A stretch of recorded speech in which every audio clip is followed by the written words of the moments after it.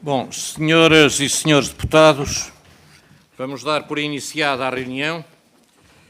A título informativo, quero dar-vos conta que estão confirmadas as audições regimentais com o Ministro de Estado e dos Negócios Estrangeiros para o dia 7 de abril à tarde e para o dia 16 de junho também à tarde. Esta audição de 16 de junho, em princípio, poderá ser conjunta com a Comissão de Assuntos Europeus. Segundo a informação, a deputada única, portanto, eleita pelo PAN, Inês Sousa Real, apresentou um projeto do voto 343 relativo ao Irão, que em princípio, deveria ser inserido no ponto 12 desta ordem do dia, onde temos vários votos sobre a mesma matéria. Porém, este projeto de voto ainda não foi despachado para esta Comissão, de modo que eu só o incluirei. Baixou mesmo agora. Acabou de baixar. Pronto. Mas mesmo assim não está na ordem do dia. Eu só o poderei incluir caso haja consenso. Se não houver consenso, não o incluirei. Portanto, eu peço aos senhores deputados que ponderem esta questão e depois, quando chegarmos ao ponto 12, depois faremos conforme a maioria, a maioria não, de acordo com a unanimidade que se consiga eventualmente. Ora, temos a audição dos peticionários da petição número 50, relativa cuja epígrafe é Portugal deve impedir o trânsito de material militar para Israel. Portanto, esta petição já tem um relator nomeado, que oportunamente apresentará o respectivo projeto relatório, e temos connosco dois peticionários, representantes de todos eles, e dou, portanto, a palavra à senhora dona Rita Maria Bessa Lopes Torres Fevereiro, e que tem 10 minutos. Depois, cada grupo parlamentar terá 3, e no final os peticionários terão outros 10 minutos para fazerem o encerramento. Faça o favor, tenha a palavra. Obrigada. Boa tarde, senhores deputados. Senhor Presidente, senhoras e senhores deputados, em nome da delegação do Comitê de Solidariedade com a Palestina e dos 3.207 signatários desta petição, agradecemos a oportunidade de sermos ouvidos. Estamos aqui para reiterar a nossa exigência que o Governo de Portugal proíba o trânsito de material militar para Israel ao abrigo do direito internacional. Apelamos aos partidos com assento no Parlamento que façam a mesma exigência. Lembramos que o alerta que já fizemos na petição, Israel é responsável por cometer genocídio na Palestina, além de décadas de ocupação militar ilegal e da imposição de um regime de apartheid. Comecemos por enquadrar a nossa exigência na lei. Em abril de 2024, o Conselho de Direitos Humanos das Nações Unidas instruiu que cessassem as transferências de armas e munições para Israel. Em julho de 2024, o Tribunal Internacional de Justiça reforçou deveres de não reconhecimento e não assistência às violações de direito internacional por parte de Israel. Em 18 de setembro de 2024, a Assembleia Geral da ONU alinhou com esse entendimento e apelou ao fim de transferências militares para Israel. Lembramos ao atual Ministro de Estado e dos Negócios Estrangeiros, Paulo Rangel, que Portugal votou favoravelmente esta resolução na Assembleia Geral da ONU. Vimos também lembrar esta Comissão que o reconhecimento do Estado da Palestina por Portugal, a 21 de setembro de 2025, não tem significado real enquanto continuarmos a ajudar Israel a violar o direito internacional. Ou seja, a expandir a ocupação ilegal da Palestina, prosseguindo de forma impune à limpeza étnica dos palestinianos. O que isso significa, no que diz respeito a Portugal, é simples. O Governo tem obrigações a cumprir. Mas, tal como vamos demonstrar, não as tem cumprido. Há pouco mais de um ano, quando lançámos a petição, o genocídio já era consensual aos olhos dos especialistas internacionais. Graças à pressão da sociedade civil, em outubro de 2024, o governo português retirou a bandeira do navio Catherine, que levava explosivos para Israel, cumprindo o mínimo que lhe era imposto pela lei. O direito internacional obrigava-o ainda a deter o navio e confiscar a sua carga. Deveria tê-lo feito porque, legalmente, devemos impedir por todos os meios ao nosso alcance o fornecimento de armas a Israel. Em abril do ano passado, e enquanto a petição circulava, 3 caças F-35 destinados a Israel fizeram escala na base das Lajes. Ou seja, quando as evidências não podiam ser mais claras e não restava sombra de dúvida em relação aos crimes de Israel, denunciados por todas as organizações humanitárias no terreno, o governo português resolveu reforçar a sua cumplicidade com Israel, facilitando o seu genocídio contra o povo palestiniano. Fê-lo contra a vontade dos cidadãos e contra as imposições do direito internacional. Já depois de termos submetido a petição e enquanto a sociedade civil se indignava em massa contra os crimes de Israel, o governo escolheu ignorar os seus deveres morais e legais. Facilitou o transporte de 440 toneladas de material militar a bordo do cargueiro Holger G para o porto de Haifa. Mais uma vez, agiu contra a vontade popular e à revelia dos acordos internacionais por si assinados. Repetimos, o direito internacional é claro.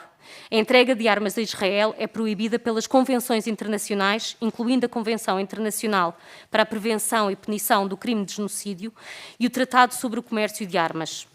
Não deveria ser necessário exigir que o governo cumpra a lei e os acordos assinados. O que queremos do governo português são garantias de que não voltará a permitir o trânsito de material militar para Israel e queremos saber quando é que irá comprometer-se publicamente e, de facto, com isso. Dos partidos com assento parlamentar, esperamos que exijam o mesmo ao governo. Contamos que o façam através da apresentação de moções, trazendo este debate ao Parlamento, até que o Governo garanta que irá cumprir a lei internacional e deixar de ser cúmplice de violações do direito internacional e do direito humanitário. Desta Comissão, queremos que exija responsabilidades ao Governo, feita pelas suas violações do direito internacional, no que respeita à escala dos F-35 e ao pavilhão de conveniência atribuído ao Holger G. Passamos, então, aos pedidos da petição. Fazer revistar pelas autoridades todas as cargas que transitem pelo território português, seja no espaço aéreo, terrestre ou marítimo, e que levantem suspeitas de trânsito de armas para Israel. Proibir a cedência do pavilhão português a qualquer navio que transporte material suscetível de ser utilizado militarmente por Israel. Proibir o uso da base das Lajes para qualquer escala ou manobra militar que tenha por objetivo o transporte de material militar para Israel ou Médio Oriente. O que exigimos não é uma extravagância. Outros Estados já adotaram medidas semelhantes. Aqui ao lado, na Bélgica, há 2 dias, entrou em vigor a proibição de sobrevoo e escalas nesse país de aviões que transportem material militar para Israel. Recusa de escalas, suspensão de licenças, congelamento de autorizações e decisões judiciais que fazem frente às violações graves do direito internacional são os exemplos que devemos seguir.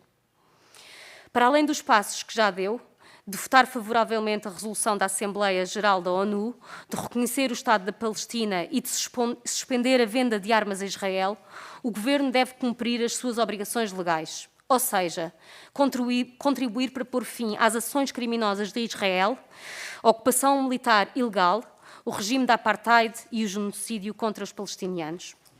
Senhoras e senhores deputados, o que exigimos é o mínimo dos mínimos que pode ser exigido a um governo, que cumpra a lei e cesse de ajudar Israel nos seus crimes contra o povo da Palestina. Muito obrigado. Vou agora passar a palavra aos representantes dos grupos parlamentares. Sr. Deputado Paulo Edson, do PSD, faça o favor. Muito obrigado, Sr. Presidente. Senhoras e senhores deputados, a minha primeira palavra vai naturalmente para cumprimentar e saudar o grupo de cidadãos subscritores que aqui nos trouxeram pela Sra. Rita Maria, compreendendo a angústia legítima face à situação humanitária de Gaza. Mas, como tem reiterado o Sr. Ministro dos Negócios Estrangeiros, a posição de Portugal é de um princípio de equilíbrio. Condenamos sem hesitação o terrorismo do Hamas, como vocês, mas exigimos com a mesma firmeza que Israel respeite escrupulosamente o direito internacional humanitário. Contudo, discordamos do caminho proposto nesta petição. Portugal é um Estado responsável é um membro leal da NATO e da União Europeia. A nossa política externa não se fez através de bloqueios unilaterais, inspeções baseadas em suspeições generalizadas das nossas alianças estratégicas, com o uso da base das Lajes no quadro da cooperação atlântica. O governo português já garantiu que não exporta armas para Israel, e já aqui também foi dito pelo Sr. Ministro dos Negócios Estrangeiros, desde o início do conflito, mas transformar Portugal numa política ou polícia aduaneira à margem dos consensos europeus não ajuda à paz.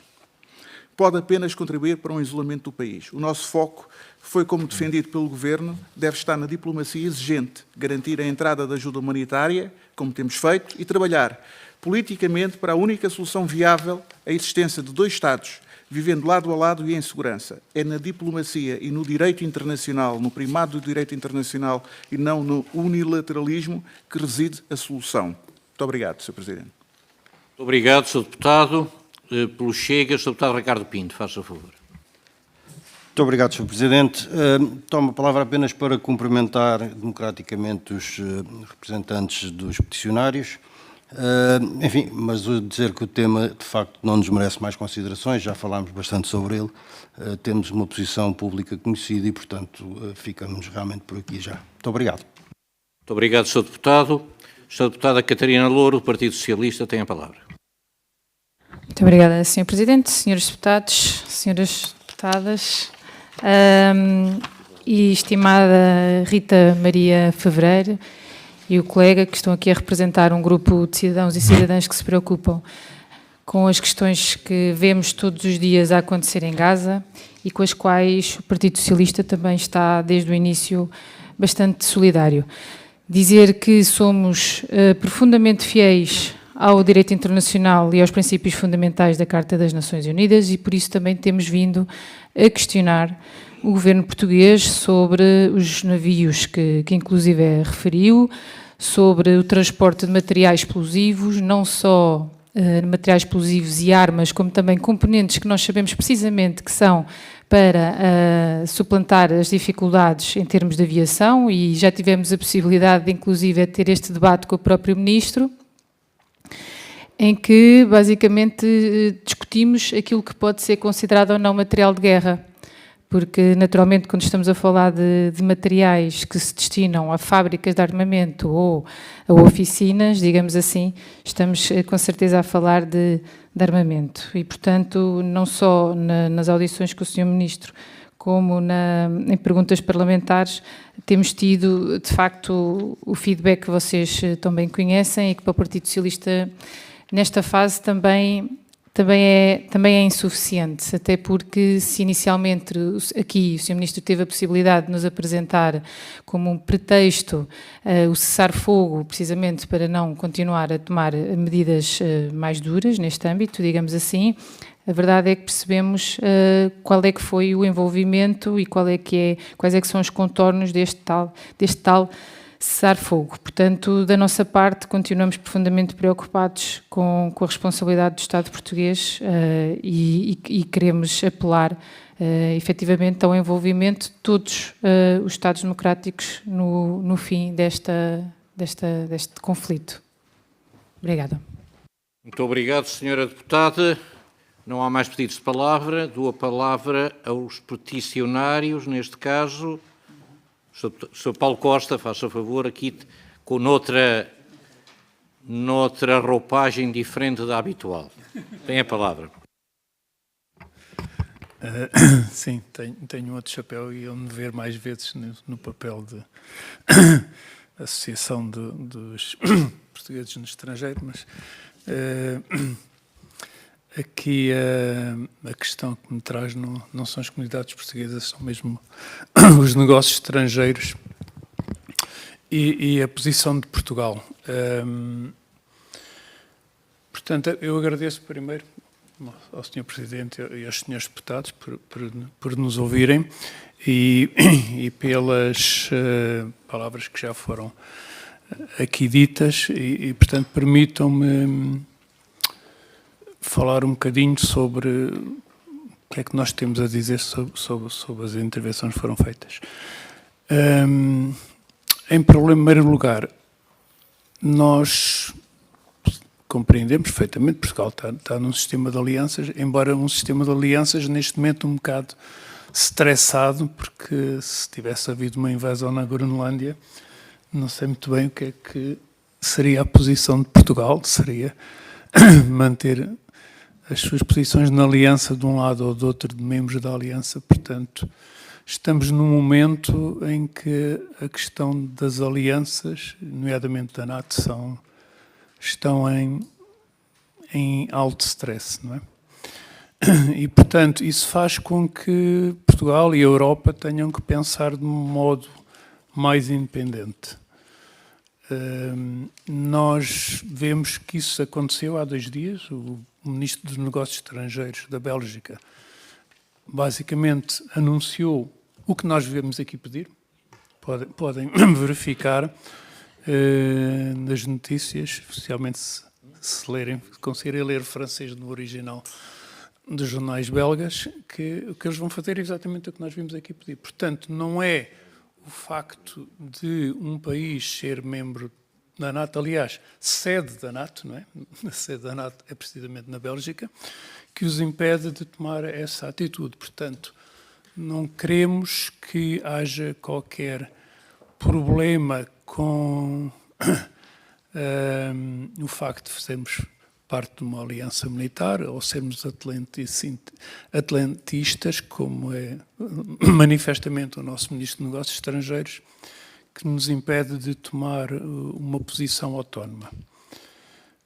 E, portanto, achamos que Portugal deve ter uma posição autónoma, até porque tem uma posição estratégica, como nós sabemos, não só no Atlântico, como, de certa maneira, entreposto de culturas, como o nosso ex-presidente Jorge Sampaio lançou aqui há alguns tempos. Nós achamos que a autonomia portuguesa se manifesta ainda mais numa questão de soberania. Portanto, Portugal é soberano, nós não estamos diluídos numa federação de Estados. O NATO não é uma federação de Estados. Nós estamos numa associação de Estados europeus, nós estamos numa associação militar, mas nós somos autónomos e temos que manter, no nosso entender, as nossas decisões soberanas sobre os temas associados à nossa bandeira. Portanto, a questão do barco, que eu sei que foi aqui bastante discutida, do Algerge, sabemos o que é que se passou na sessão pública, não sabemos o que é que se passou na sessão às portas fechadas, mas não temos aqui nenhum sistema de espionagem, ao contrário que alguns países terão, mas sabemos que a questão da soberania, a questão de um barco que tem a bandeira portuguesa, deve-nos interessar a nós, Portugal, a nós, país. Portanto, sei que já falaram nisso, mas a nossa posição continua a ser de que nós não devemos permitir que as leis internacionais sejam alteradas, e não é uma questão de um lado ou de outro, é uma questão de nós temos umas recomendações do Tribunal Internacional de Justiça neste sentido. E temos como dizia aqui a Rita, e temos uma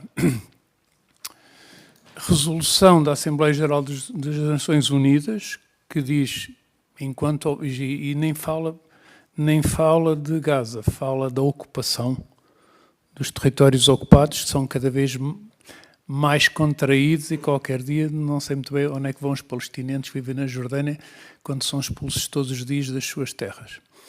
E, portanto, essa resolução da Assembleia Geral das Nações Unidas, que Portugal votou favoravelmente, que o ministro Paulo Rangel, por vistos, deu as instruções para votar favoravelmente, diz que devemos, mais que até que as armas, que devemos evitar o comércio com Israel na parte que isso afeta ou favorece ou ou permite todo o esquema de ocupação do território da Palestina, neste caso da Cisjordânia e metade de Gaza, como nós sabemos. E, portanto, nós entendemos que esta questão vai para além das alianças, é a nível mesmo das Nações Unidas que nós estamos a falar. Nós sabemos que hoje em dia até está-se quase a tentar fazer uma alternativa às Nações Unidas, mas não queremos que isso seja o que Portugal quer. E, portanto, apelamos aos partidos aqui presentes para tomar iniciativas. Não sei se é possível ter uma iniciativa legislativa sobre este tema, mas, no mínimo, recomendações ao Governo.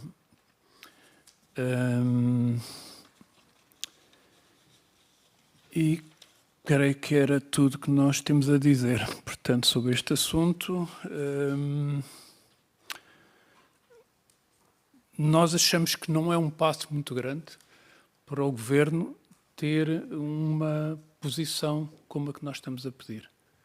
Como dizia a Rita, o Portugal já aprovou esta resolução das Nações Unidas, já disse que não exportava material para Israel e cumpriu, já reconheceu o Estado da Palestina, portanto é mais um passo. Não me parece que seja nada do outro mundo, não houve propriamente nenhum coro de protestos quando Portugal reconheceu o Estado da Palestina, quando sabemos que os Estados Unidos provavelmente será o último a fazê-lo.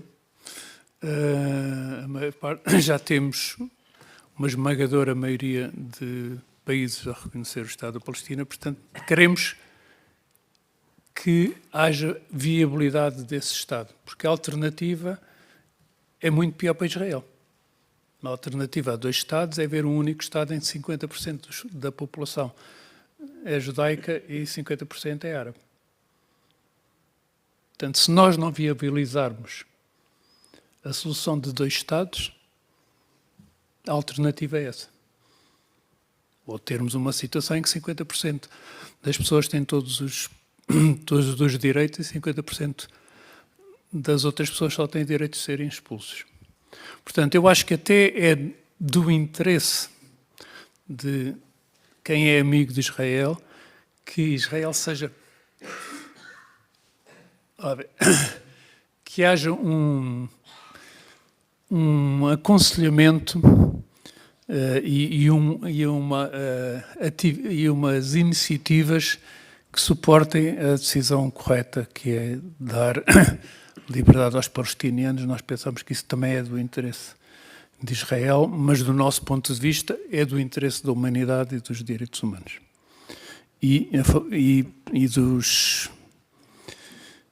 Para além de ser, como nós dissemos, uma questão da legalidade internacional que ainda existe e não creio que vá deixar de existir. Portanto, muito obrigado. Se quiserem fazer mais alguma pergunta também. Se calhar não têm tempo, mas pronto. Muito obrigado, Dr. Paulo Costa. Portanto, está encerrada esta audição. Agora o que seguirá é a elaboração do relatório que será apreciado nesta comissão. Agradeço à Dona Rita Fevereiro, Paulo Costa, o terem estado presentes e serão informados posteriormente da evolução do processo da apreciação da petição.